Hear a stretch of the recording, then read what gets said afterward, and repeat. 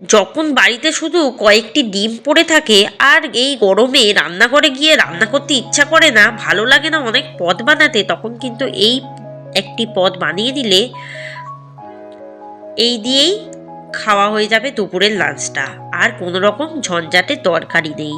নমস্কার বন্ধুরা, মাই simple lifestyle ব্লগে স্বাগত জানাই। দেখে নিন আজকের এই রেসিপিটির নাম আমি ক্রমশ প্রকাশ্যে বলবো। দেখে নিন রেসিপিটি, স্কিপ করবেন না। প্রথমে কড়াই দিয়ে দেবো হাফ কাপ সাদা তেল। তেলটা ভালো করে গরম করে দেবো। তারপর দিয়ে দেবো 3টে ডিম সিদ্ধ আর কয়েকটি আলু বড় বড় করে কেটে নিয়েছি বেশ ভালো করে। নুন আর হলুদ 1 চামচ জিরে গুঁড়ো, 1 চামচ লঙ্কার গুঁড়ো দিয়ে খুব ভালো করে ভেজে নেব। খুব লাল লাল করে ডিমটা ভেজে নিতে হবে আর আলুটাও। এদিকে কিন্তু আমি সারা রাত চাল ভিজিয়ে রেখেছি, প্রায় 2 কাপ চাল, আপনারা পরিমাণ বুঝে দেবেন। এদিকে ডিম আলুটা খুব ভালো করে ভাজছি, কারণ আলুটা যেহেতু সেদ্ধ নেই, একটু ভালো করে ভেজে দিলে তাড়াতাড়ি সিদ্ধ হয়ে যাবে। ডিম আলুটা ভাজাও হয়ে গেছে, এবার কিন্তু আমি একটি পাত্রে তুলেও রাখছি।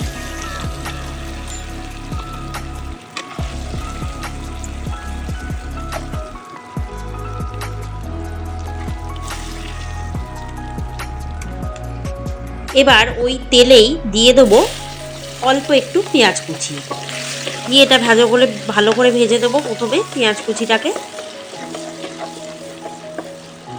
ওর মধ্যে দিয়ে দেবো 1 চামচ হলুদ গুঁড়ো, 1 চামচ লাল লঙ্কার গুঁড়ো, 1 চামচ নুন দিয়ে ভালো করে এটা ভেজে দেব। এরপর দিয়ে দেবো পেঁয়াজটা হালকা ভাজা হয়ে উঠলে দিয়ে দেবো 3টে কুচিয়ে রাখা টমেটো, এটাও ভেজে নেব।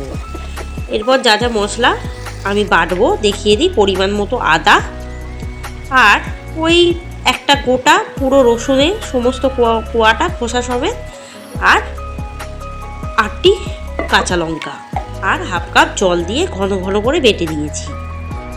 আর এদিকে পেঁয়াজ আর টমেটোটা বেশ ভাজা হয়ে গেছে, বাটা মশলাটাও ঢেলে দিলাম, দিয়ে এটাকে খুব ভালো করে কষিয়ে দেব।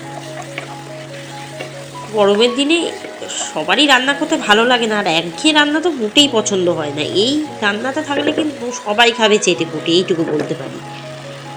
এদিকে কষানো হয়ে গেছে মশলাটা, এবার কিন্তু ডিম আর আলুটা যেটা ভেজে রেখেছিলাম সেটা দিয়ে একটু কষিয়ে নেবো। দেখবেন ডিমটা কিন্তু কষতে কষতে একটু নরম হয়ে খুলে যাওয়ার সম্ভাবনা থাকবে, বা মাঝখান থেকে আপনারা ভাগও করে দিতে পারেন।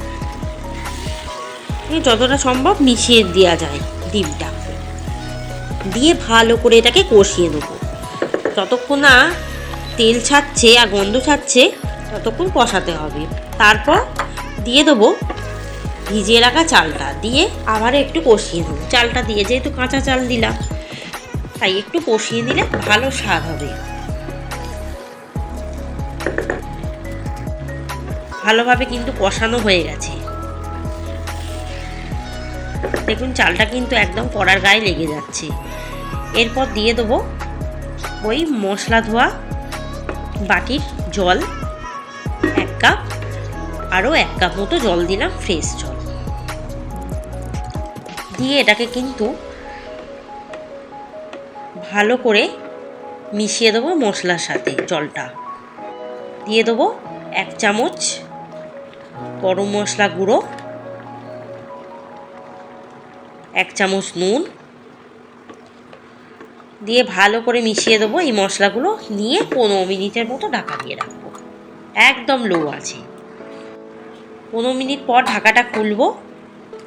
খোলার পর দিয়ে দেবো 1 টেবিল চামচ বাটার। আমি বাটার দিলাম, আপনারা ঘিও ব্যবহার করতে পারেন। নিয়ে এবার একদম লো আছে এটাকে রান্না করবো যতক্ষণ না চাল আলুটা না সিদ্ধ হয়। এবার আর 10 মিনিট পর দিয়ে দেবো একটা গন্ধরাজ লেবু পুরো রসটা, আর গন্ধরাজ লেবুর রসটা দেওয়ার পর খোসাটা কিন্তু ফেলবো না। খোসাটা কিন্তু ওই রাইসের মধ্যেই দিয়ে দেবো, দিয়ে এবার ঢাকা দিয়ে রাখবো। আর কিন্তু এটাকে হতে বিরক্ত করবো না। এরপর বেশ কিছুক্ষণ পর দেখুন জলটা কিন্তু একদম টেনে নিয়েছে। আর চালটা প্রায় 80% মতো সেদ্ধ হয়ে গেছে, আলুটাও সিদ্ধ হয়ে গেছে। আর একটু তো ঝরঝরে করতে হবে নাকি, এটাকে ঝরঝরে তো করতেই হবে, কারণ এটা একদম খিচুড়ির মতো হয়ে আছে। এটাকে ঝরঝরে না করলে তো খাওয়া ভালো করে যাবে না, আর কেউ খাবেও না। এরপর দিয়ে দেবো একটু স্বাদের জন্য চিনি ব্যবহার করলাম, আপনারা চিনিটা অ্যাভয়েডও করতে পারেন। এবার এটাকে একদম আবারও ঢাকা দিয়ে রাখবো 15 মিনিট। 15 মিনিট পর ঢাকাটা খুললাম, দেখুন বেশ ঝরঝরে হয়ে গেছে। কিন্তু এবারে আর একটু ঝরঝরে করতে হবে, তবে কিন্তু মানুষ চেয়ে চেয়ে খাবে, কারণ এটা এখন খিচুড়ি হয়ে রয়েছে।